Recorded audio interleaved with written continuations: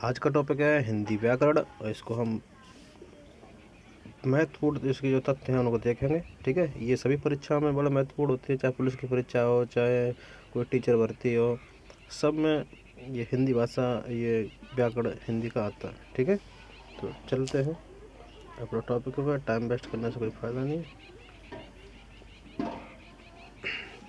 भाषा क्या है? भावों को अभिव्यक्त करने का, भावों को अभिव्यक्त करने का एक प्रमुख जो साधन है। हम जो किसी से कुछ कहते हैं ना, वही हमारी क्या है, भाषा, जिसके द्वारा हम अपने अंदर के जो विचार हैं, भाव हैं, उसको हम प्रकट कर पाते हैं, किसी से कह पाते हैं, वो भाषा, उसे भाषा कहते हैं। ठीक है ना।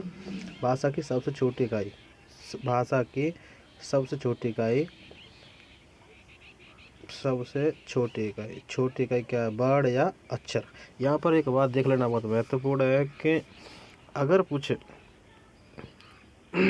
कि भाषा की सबसे छोटी इकाई लिखित रूप से, तो वर्ड है। लिखित में कौन सी? भाषा की सबसे छोटी इकाई लिखित रूप से है, तो वो क्या है? अक्षर या वर्ड। अगर पूछता है भाषा की लघुत्तम इकाई, या यूँ कहे कि उच्चारण की दृष्टि से, किसी की उच्चारण की दृष्टि से, उच्चारण की दृष्टि से भाषा की जो सबसे छोटी इकाई है, ठीक है, वो है तुम्हारी ध्वनि। क्या है? ध्वनि। ये उच्चारण की दृष्टि से उच्चारण की दृष्टि से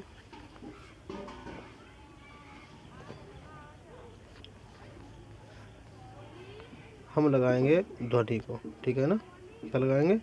ध्वनि। उच्चारण की दृष्टि से ध्वनि सबसे छोटी इकाई है। ठीक, आगे चलो।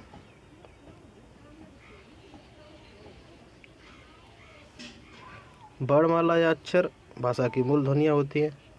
ठीक है, और ध्वनि मौखिक रूप से भाषा की सबसे छोटी इकाई। ध्यान रखना, ये फंसा देता है क्वेश्चन कि मौखिक रूप से भाषा की सबसे छोटी इकाई क्या है? ध्वनि है। और इसको हम अमूर्त रूप से कह सकते हैं। कभी यही पूछ सकता है कि अमूर्त रूप से भाषा की सबसे छोटी इकाई क्या है? तो ध्वनि। ठीक है, अगर ये पूछता है कि लिखित रूप से भाषा की सबसे छोटी इकाई क्या है, तो वर्ड या अक्षर। अगर ये पूछता है, बड़ा ये बड़ा महत्वपूर्ण है। ठीक, क्या? अगर ये पूछता है कि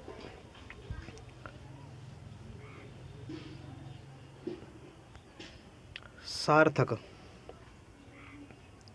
सार्थक रूप से, सार्थक रूप से, अरे यार हट जाना, सार्थक रूप से, ठीक है ना, सार्थक रूप से भाषा की सबसे छोटी इकाई, तो हम लगाएंगे शब्द। ये शब्दों को ध्यान रखना, नोट कर लेना कहीं पे भी, ये हमें क्वेश्चन फंसाते हैं एग्जाम टाइम पे। सार्थक रूप से सबसे छोटी इकाई क्या है? शब्द। अगर मौखिक रूप से क्या है? ध्वनि। लिखित रूप से सबसे छोटी इकाई क्या है? वर्ड या अक्षर। ठीक है ना। अब जान लेते हैं पद। एक इसी में आता है इसका अगला क्रम, एक क्रम सा है ये कि सबसे छोटी इकाई ऐसे लिख लो तुम, ध्वनि, ध्वनि से बड़ी इकाई वर्ड, वर्ड से शब्द, और शब्द के बाद आता है पद। तो पद के बारे में जान लेते हैं। ये क्या है? शब्द एक स्वतंत्र है। शब्द कब आता है कि हम अगर वाक्य से कोई अलग है शब्द, तो उसे हम शब्द कहेंगे। अगर किसी वाक्य में नहीं है तो वो स्वतंत्र है, वो शब्द है। ठीक है, और जब वाक्य में वही शब्द आ जाते हैं तब उन्हें पद कहते हैं। किसी किसी वाक्य में शब्दों को, वाक्य में शब्दों को क्या कहते हैं? पद कहते हैं। ठीक है, चलो। और वाक्यों से पदों से मिलकर एक वाक्य बनता है, शब्दों से वर्डों से मिलकर एक शब्द बनता है। ठीक है, शब्द पद का एक नाम है। अगर वो कोई शब्द, मैंने कहा राम, तो वो एक शब्द हो गया। मैंने कहा राम स्कूल जाता है, तो वो एक सेंटेंस बनेगा। सेंटेंस में आया राम, तो वहाँ पर एक वो पद है। ठीक है ना। चलो, अब देखें वर्णमाला। वर्णमाला किसे कहते हैं? वर्णमाला कहते हैं वर्णों का एक व्यवस्थित समूह, वर्णों का एक व्यवस्थित समूह जिसे हम वर्णमाला कहते हैं। इसमें जो है ना, ये तो ठीक है, वर्णमाला कहते हैं, वर्णों का समूह, लेकिन कैसा समूह? व्यवस्थित। कैसा होना चाहिए? व्यवस्थित समूह। ठीक है, किसी व्यवस्थित समूह को हम, वर्णों के व्यवस्थित समूह को वर्णमाला कहते हैं। अब यहाँ पर देखो, वर्णमाला, हिंदी वर्णमाला में 52 है। कितने? ठीक है, अगर पूछता है कि कुल वर्ण कितने होते हैं हिंदी वर्णमाला में, तो हम 52 लगाएंगे। अगर यहीं पर वो पूछता है कि कामता प्रसाद गुरु के अनुसार, फंसाएगा यहाँ पे, क्या फंसाएगा? पूछेगा कि कामता प्रसाद जी के अनुसार वर्ड कितने हैं, तो हम लगाएंगे 44। कितने लगाएंगे वर्ड? 44। इसमें क्या होता है? 44 में 11 स्वर होते हैं। कामता प्रसाद जी ने 11 स्वर बताए हैं हिंदी में, और 33 व्यंजन बताए हैं। ध्यान रहेगा, रख लो, नोट कर लेना किसी में। चलो आगे। वर्णों के भेद, वर्णों को 2 भागों में बांट दिया, स्वर और व्यंजन। वर्णों की संख्या 52। ये 52 कैसे हैं देख लेते हैं। 11 स्वर। अगर पूछता है कि स्पर्श व्यंजन कितने होते हैं, 25 होते हैं। अंतस्थ व्यंजन कितने?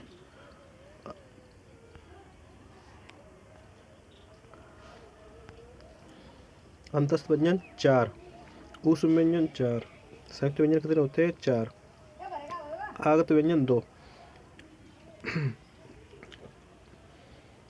अब ये कौन कौन से होते हैं? देखो, स्वर 11 होते हैं, अ से लेकर और बड़े अ तक। अंग और है को इसमें नहीं रखा गया है, ठीक है ना। तो स्वर 13 मत लगाना, कभी भी 11 लगाना है। स्पर्श व्यंजन क्या होते हैं? जो वर्ग वाले हैं, जिसमें क से लेकर म तक, क्या? क से लेकर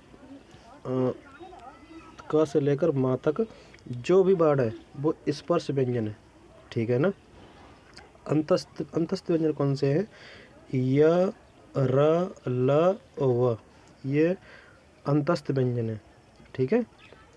अब ऊष्म व्यंजन कौन से होते हैं?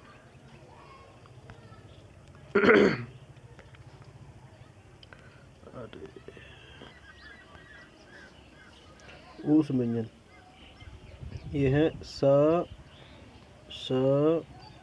स और ह। ये 4 ऊष्म व्यंजन होते हैं। इन ऊष्म व्यंजन को आप संघर्षी व्यंजन भी कह सकते हो। आगे देखो, संयुक्त व्यंजन, ये भी 4 होते हैं, ठीक है, जो 2 से मिलकर बनते हैं। इसमें कौन कौन से आते हैं ये भी देख लेते हैं।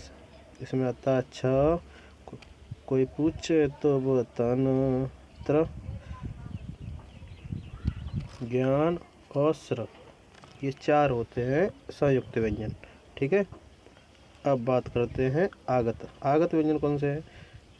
आगत कहते हैं जो बाहर से आए हैं। तो इसमें ड ढ आता है ना, ये इसके नीचे बिंदी रहती है, ड और ड, ये 2 आगत व्यंजन है, ठीक है। और अब देखते हैं अयोगवा। अयोगवा कौन से होते हैं? छोटी अंग और बड़ी अंग, ठीक है, ये अयोगवा है। अयोगवा इसीलिए इनको कहते हैं क्योंकि ना तो ये स्वरों में आते हैं ना ये व्यंजन। इनके जो नियम हैं, जो देखो, अगर ये स्वर होते तो स्वरों की विशेषता क्या होती है? स्वर स्वतंत्र रूप से बोले जाते हैं, ठीक है, उसमें कोई मिलावट नहीं होती। इनमें मिलावट है, ठीक है। जो ऊपर बिंदी लगी हुई है ना, और ये, ठीक है, ये तो स्वर है, लेकिन इनमें जो ऊपर ये लगा हुआ है ये स्वर नहीं है, तो ये स्वर की कंडीशन से बाहर है। अब व्यंजन की बात करते हैं। व्यंजन में क्या आता है? पीछे स्वर आता है, लेकिन इनमें आगे स्वर आता है। आगे अ, पीछे ये अनुस्वार और विसर्ग पीछे लगे हुए हैं, ठीक है। ये ऊपर बिंदी है, इसे अनुस्वार कहते हैं, और जो पीछे जो 2 बिंदी लगी हैं इसे विसर्ग कहते हैं। तो स्वर स्वतंत्र बोले जाते हैं, और ये दोनों स्वतंत्र नहीं बोले जाते, इसलिए स्वर नहीं है।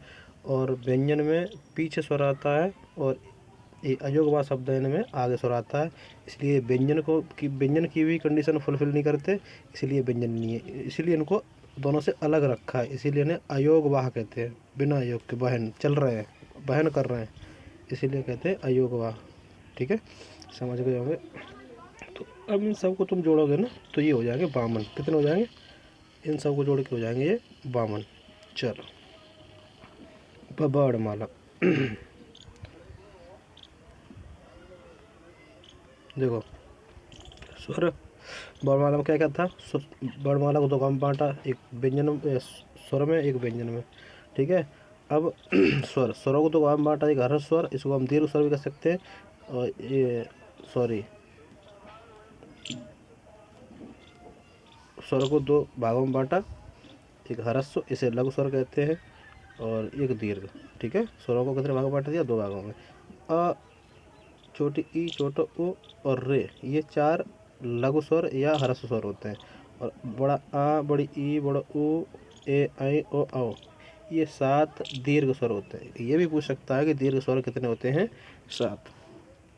ठीक है, उसके बाद व्यंजन। व्यंजन को कितने भागों में बांटा है? तो देखो, स्पर्श व्यंजन जो मैंने तुम्हें बताया था, क से लेकर, और ये इनका वर्ग है, 5 वर्ग हैं। ठीक है, इसमें क पहले आता है, इसे क वर्ग कहते हैं, इसे च वर्ग कहते हैं, इसे द वर्ग कहते हैं, इसे त वर्ग कहते हैं, इसे प वर्ग कहते हैं।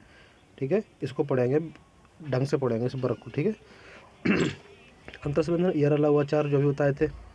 ठीक है, उसमें व्यंजन ये तो अभी तुमने सब बताई दिए। आगत व्यंजन। चलो, बर्ड, अभी तुमने बताया था ना बर्ड क्या, वह छोटी छोटी सिकाई जिसके और टुकड़े नहीं किए जा सकते, उसे वो बर्ड कहते हैं। बर्ड या अक्षर भाषा की मूल ध्वनियाँ होती हैं। ठीक है, स्वर कितने प्रकार के बताए? 2 प्रकार के। बर्ड कितने प्रकार के बताए? 2 के, स्वर और व्यंजन। स्वर को देख लेते हैं।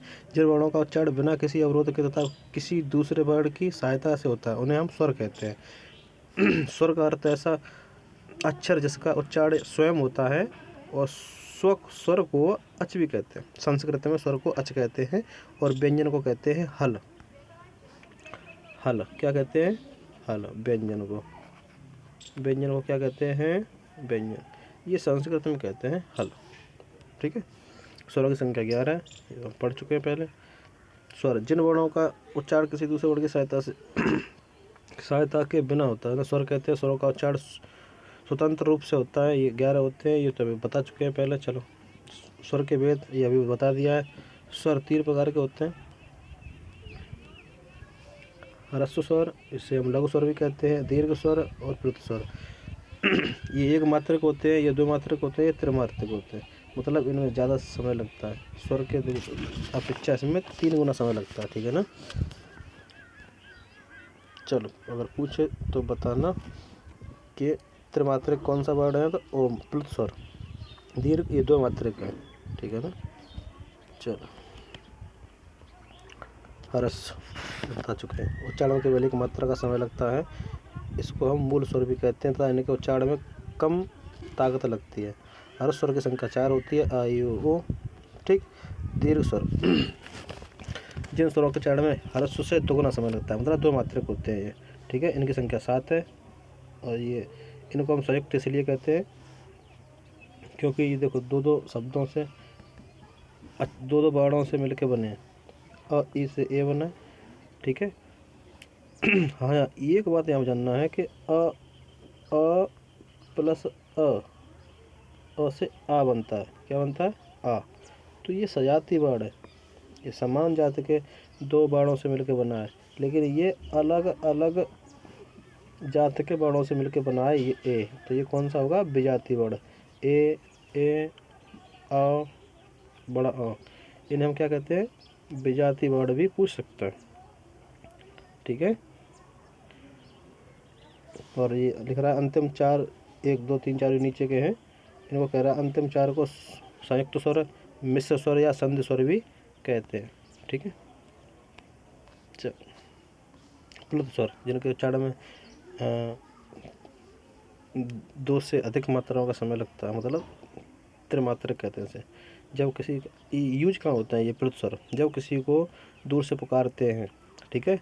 अंतिम स्वर को खींच कर लंबा कर देते हैं, जैसे ओम ऐसे लंबा खींचते हैं ना, या किसी को हम बुलाएं राम, तो जब ये इसमें जो ध्वनि निकल रही है वो प्लुत स्वर की, किसी की है प्लुत स्वर की, ठीक है ना। इसका चिन्ह तीन की तरह ऐसा होता है प्लुत स्वर का, जो जैसे ओम वगैरह लिखा होता है ना, ओम ऐसे, ये प्लुत स्वर होता है, ठीक। आगे स्वर, ये 3 जगह बांट दिए, बता ही दिया तुम्हें। संख्या 11 होती है। स्वरों के साथ व्यंजन क्या होता है, ये व्यंजन क्या होते हैं, व्यंजन हमेशा स्वरों की सहायता से बोले जाते हैं, इतना ध्यान रखना है। व्यंजन कभी अकेला नहीं होते, स्वतंत्र नहीं होते, स्वतंत्र होते हैं, आधा होता है। जैसे क, इस पर अगर हलंत लगाया तो ये व्यंजन आधा, पूरा नहीं, इसको हम बोल नहीं सकते। इसको बोलने के लिए हमें स्वर की सहायता चाहिए, तो ये हो गया क। इसमें स्वर भी है, जैसे क प्लस अ, इसका अगर हमने विच्छेद कर दिया, ठीक है, तो ये इसमें अ स्वर भी होता है व्यंजन में पीछे, ठीक है। तो ये व्यंजन की संख्या कितनी है, 33। व्यंजनों को हल भी कहते हैं, अभी बताया था ऊपर। इसमें हलंत का चिन्ह रहता है, इसके साथ जब किसी स्वर का मेल हो जाता है तो हल का चिन्ह हट जाता है और स्वर की मात्रा का संयोग हो जाता है। व्यंजन कितने बताए थे, अभी इसमें दिए हैं, ठीक है, ये अयोग बात है। चलो आगे, व्यंजनों का वर्गीकरण कर दिया, अभी बताया ही था। ये स्पर्श व्यंजन थे जो 25, ये क वर्ग, च वर्ग, ट वर्ग, त वर्ग और प वर्ग, ठीक है ना। ये 25 होते हैं, क से लेके और म तक 25 होते हैं, ये 25, इसे हम कहते हैं स्पर्श, ठीक है ना। चलो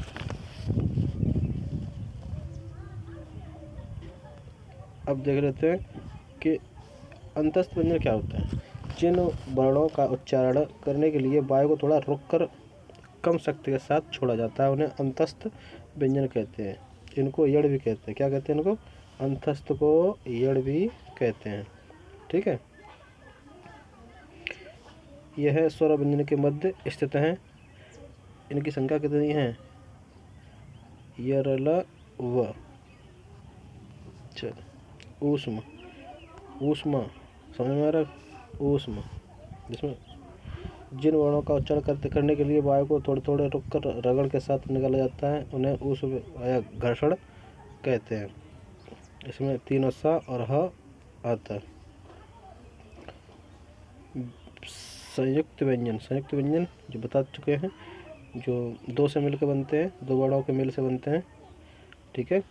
अलग अलग तरह के जो वर्ड होते हैं उनको मेल से उनके बनते हैं, उन्हें संयुक्त व्यंजन कहते हैं। अयोगवा जो मैंने इसके लिए बताया तुम्हें अभी, ठीक है ना।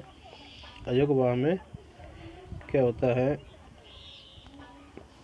अयोगवा को भी हमने 2 जगह बांट दिया। एक अनुस्वार, इसमें छोटी अंग आती है उसे हम अनुस्वार कहते हैं, और विसर्ग कहते हैं बड़ी वाली अंग को, उसकी जो मात्रा होती है उसे हम क्या कहते हैं, विसर्ग।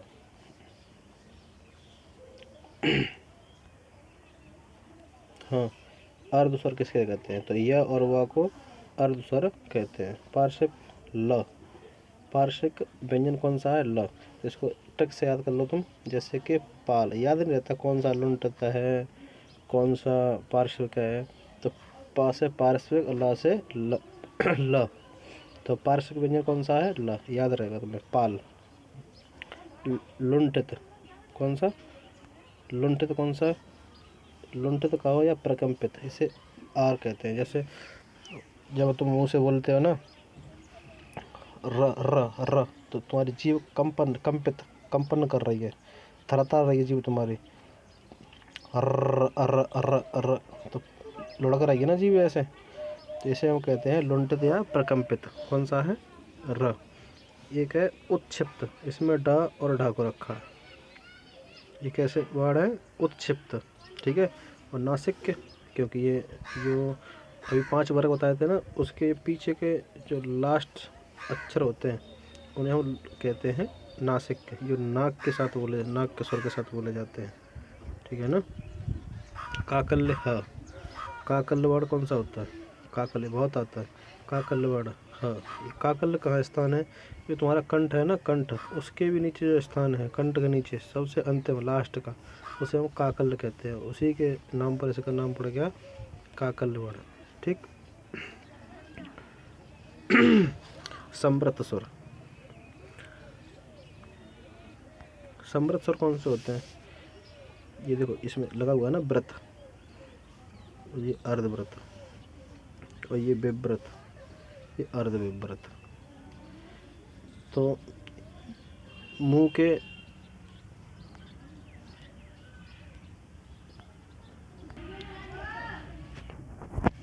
समृत जो वर्ड मुख विवर होते हैं, मुख विवर का मतलब होता है मुंह का खुलना, तो इनका आधार है, इनको समृत असमृत क्यों कह दिया? मुख के आधार पर।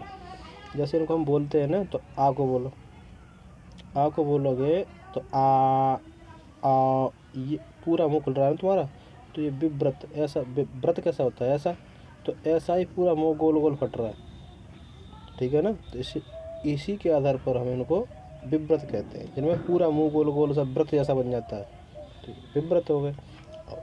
अब अर्धविव्रत, जिनका विव्रत से कम, इससे कम थोड़ा मुंह कम फटता है, तो इन्हें अर्धविव्रत कह दिया। और इसके बाद आता है अर्धसमृत, इससे भी कम मुंह गोल होता है, जैसे ए ओ, जब तुम बोल के देखोगे ना, इसको प्रैक्टिकल करके इसको देखो। और समृत कहते हैं बिल्कुल थोड़ा सा मुंह खुले, जैसे ई उ, ठीक है ना। तो ये मुंह के आधार पर इनके 4 नाम दे दिए, ठीक है। चलो अब देखो उच्चारण स्थान इन्हीं वर्णों के। कंठ वर्ण कौन से होते हैं? क, क ख ग घ ङ। 5, एक वर्ग में 5 अक्षर होते हैं, ठीक है ना। जैसे हमने अभी बताया था ना आपको अंतस्थ, तो यही चारों के चारों, पांचों के जो वर्ग हैं, इसे हम कहते हैं अंतस्थ वर्ण। कौन से हैं? अंतस्थ। कंठ वर्ण कौन से होते हैं? ये क वर्ग वाले पूरे कंठ वर्ण हैं, क्योंकि इनको बोलने में कहीं किसी का सहयोग नहीं होता, सिर्फ कंठ से आवाज़ आती है। इसको पढ़ के देखो आप, क ख ग घ, तो ये सब है ना कंठ से निकलते हैं। इसलिए ताल, कंठ से जो ऊपर की जगह होती है ना चिकनी सी, ये त जीव देखो कहाँ लग रही है, वही है तालु है, और उसी तालु के नाम पर इनका नाम तालु वर्ण पड़ गया। जैसे पढ़ो च छ ज, ठीक। ऐसे मूर्धा, जीव जहाँ टकरा रही है ना, जो खुरदुरी जगह है, ट ट, जीव से देखो वहाँ पर थोड़ा खुरदुरी है ना, ट ठ ड ढ ढ, जहाँ जीव टकरा रही है वो मूर्धा होता है। उसी मूर्धा के नाम से इसका मूर्धन पड़ गया है। कौन कौन से होते हैं? ट ठ ड ढ ढ।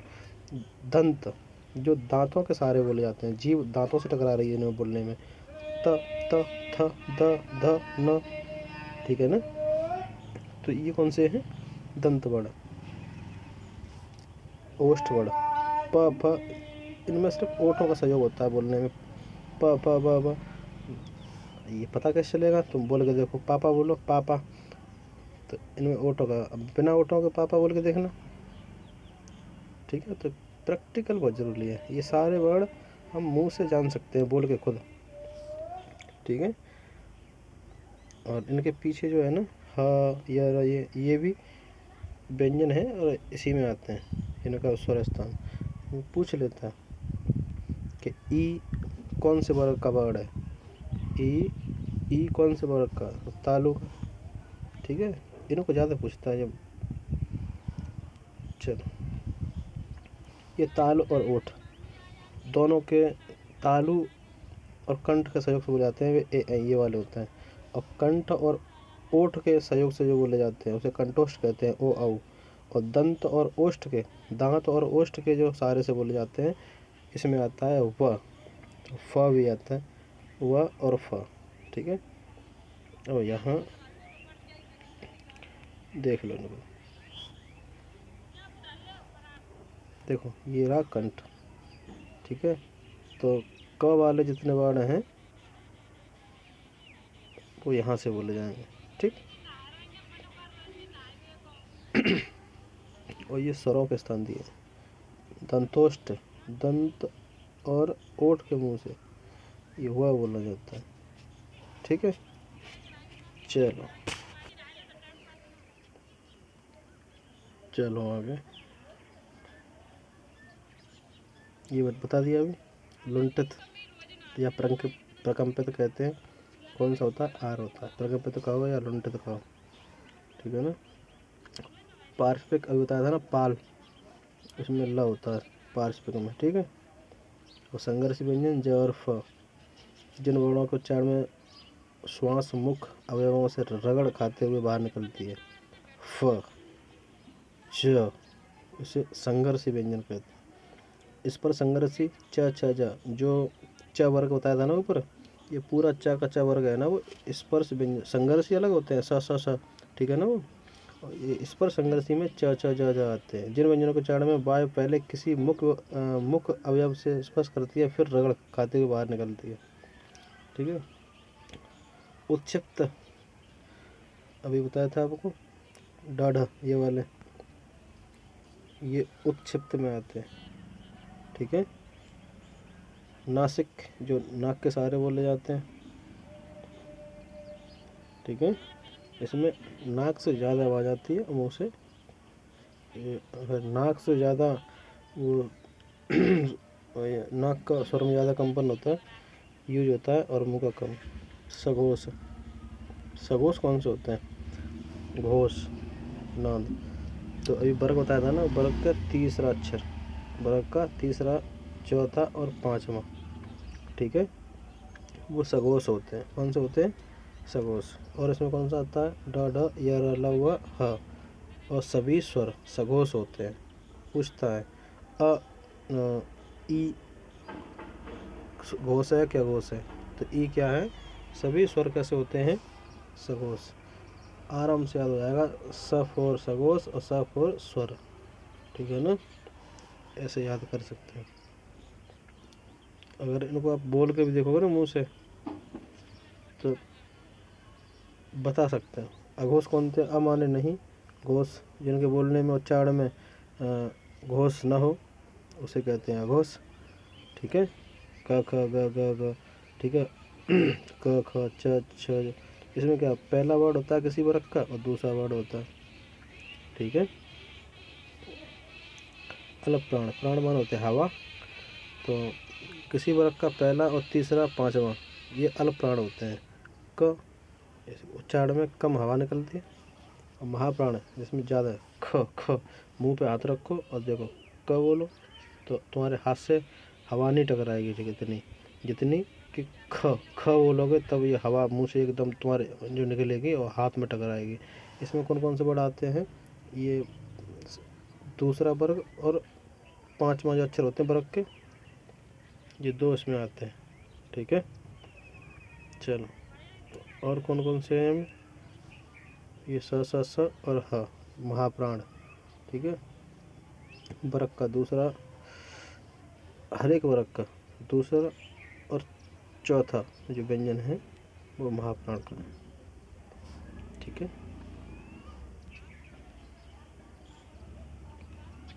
अब ये आगे समव्रत, कौन से हैं? समव्रत स्वर, ठीक है ना। इनका क्या है?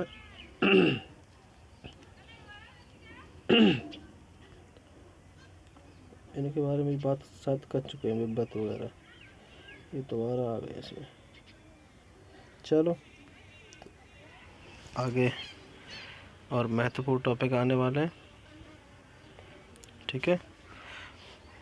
आज इतना ही, इसको एक बार रिवीजन कर लेना इसका, और किसी बुक में नोट करते जाना, नोट करोगे तो आराम से याद हो जाएंगे, ठीक है। इसको लिखना। भावों को व्यक्त करने का प्रमुख साधन क्या है? भाषा है। भाषा की सबसे छोटी क्या है? वर्ड, और मौखिक रूप से ध्वनि, ठीक है। और अगर जिसका कोई अर्थ निकलता है, सार्थक इकाई क्या है सबसे छोटी भाषा की? तो शब्द बोलेंगे, ठीक है, अभी बताया था। वर्ड कितने होते हैं? अगर कुल पूछे तो 52 होते हैं। अगर कामता प्रसाद गुरु जी के अनुसार पूछे तो वर्ड कितने होते हैं? 44, जिसमें 11 स्वर और 33 व्यंजन माने हैं। स्वरों को दो भागों में बांट दिया, वर्णों को। स्वर व्यंजन एक प्लुत और होता है, स्वर व्यंजन और जब स्वरों को बांटा भी दिखते हैं नीचे, ये वर्णों को बांटा है, ठीक है ना। एक बार देख लेना सही से, उस व्यंजन कौन से हैं, संयुक्त कौन से हैं, आगत कौन से हैं, ठीक है। अंतस्थ व्यंजन यर अलावा, और अर्ध स्वर कौन से होते हैं, यह और वह। स्पर्शी कौन से होते हैं, क से लेकर माँ तक। ह्रस्व या लघु स्वर कौन से होते हैं, अ इ उ और ऋ। दीर्घ कौन से होते हैं, दीर्घ में ये संयुक्त कौन से होते हैं, ठीक है, जिन्हें हम संधि स्वर भी कहते हैं। सजाती विजाती। बाढ़ क्या है, इसके और टुकड़े नहीं हो सकते, बाढ़ सबसे छोटी इकाई, ठीक है। 2 भाग इसके। और स्वर बताए थे 11 होते हैं। स्वर टोटल कितने बताए हैं, 11 बताए हैं। स्वर के वेद कितने हैं, स्वर 3 प्रकार के होते हैं, ह्रस्व स्वर, दीर्घ स्वर और प्लुत स्वर, ठीक है ना। स्वर के वेद 3, ये देख लिया होगा तुमने। इसको वीडियो को रोक के एक बार ढंग से इसको पढ़ लेना, ठीक है। ये 3 प्रकार के स्वर बताए हैं। ये व्यंजन है 33, कामता जी ने बताए हैं। जो व्याकरण के कभी क्वेश्चन आता है कि व्याकरण का पाणिनि किसे कहते हैं, तो कामता प्रसाद गुरु जी को कहते हैं, ठीक है ना। हिंदी में संस्कृत में व्यंजनों क्या कहते हैं, हल कहते हैं। और संस्कृत में स्वर को क्या कहते हैं, अच कहते हैं। तो ये अच्छे शब्द हैं जो परीक्षा में आते हैं, ठीक है। ऐसी एक सारणी बनाना और ये लिखोगे बार बार तो याद हो जाएंगे। इस पर ये तो सब बता दिए, उस्मानतस्त, ठीक है। वीडियो को जहाँ समझ में नहीं आए वीडियो को रोक के और नोट कर लेना। अंतस्थ या रला हुआ, इसमें 2 या और वह अर्ध स्वर भी है। उसमें व्यंजन क्या है, ठीक है। अयोगवा कौन से है बता दिया। अयोगवा अयोगवा में 2 आते हैं। अनुस्वार, छोटी अंग ऊपर बिंदी लगी होती है, और विसर्ग, इसमें पीछे 2 बिंदी होती है, ये बड़ी अंग होती है, ठीक है। और अयोगवा इसको क्यों कहते हैं बताया था। इसमें ना, क्योंकि इसमें न स्वर की शर्तें हैं, ये पूरी करता है, न व्यंजन की, इसीलिए इनको अयोगवा कहते हैं। अमान्य नहीं योग जी, बिना योग के, वाह मतलब गमन बहन कर रहा है। उत्क्षिप्त व्यंजन ड ढ, लुंठित आर, जब र बोलते हैं तो जीव कंपन करती है आगे का हिस्सा, इसीलिए प्रकम्पित या लुंठित वर्ड कहते हैं। पार्श्विक ल होता है, ठीक है। ये बता दिया। मुख्य आधार पर, मुख्य आधार पर 4 भाग हैं इसके। सबसे विव्रत होता है, जिसमें पूरा मुंह गोल सा व्रत की तरह खुलता है, बड़ा सा, ऐसे आ बोलेंगे तो विव्रत, फिर उससे कम अर्ध विव्रत, फिर उससे कम अर्ध संवृत, फिर सबसे कम ई जो आता है संवृत में, ये वर्ग है। ये सबसे नीचे कंठ, उसके बाद आता है तालु, उसके बाद आता है मूर्धा, फिर आता है दंत, फिर ओष्ठ वर्ड आता है, ठीक है। ये तो बता दिए। उत्क्षिप्त ये भी हो गया। सघोष, अघोष, घोष नाद, इसको बोलने में होता है ग ग, ठीक है। जब बोलोगे ये ऊपर वो वर्ग बना लेना, उसमें से फिर ये वहीं टिक कर देना ऊपर एकदम। प्राण, हवा के माध्यम से मुंह के जो हवा निकलती है, कम और ज़्यादा निकलती है, उसके माध्यम से इनको 2 भागों में बांटा, महाप्राण और अल्प प्राण, ठीक है। इनको टक से भी जानेंगे। संवृत विव्रत, मुंह के ओठों के आधार पर। चलो, अगर ठीक है, वीडियो को शेयर सब्सक्राइब कर देना अगर अच्छा लगा हो तो। नया चैनल है, धन्यवाद।